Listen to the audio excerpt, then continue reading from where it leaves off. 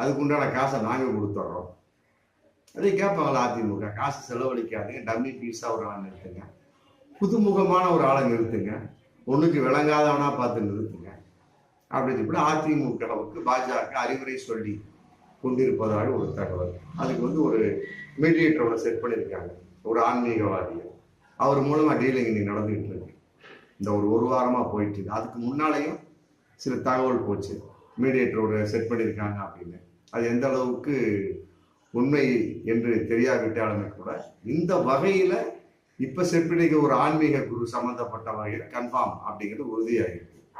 அப்போ அவர் சொல்லி பேசிட்டு இருக்கிறார். எடப்பாடி டைரக்டா பேசாம வேலுமணி, தங்கமணி, மற்ற சோன்சோ முழுசாம வகையில பேசிட்டு இருக்க மாதிரி ஒரு தகவல் இன்னைக்கு போயிட்டு இருக்கு. என்ன அப்படின்னா, அதான் டம்மி பீஸு, புதுமுகமான ஒரு பீஸு, மற்றபடி ஜெயிக்க மாட்டார் அப்படிங்கிற ஒரு பீஸு, காசு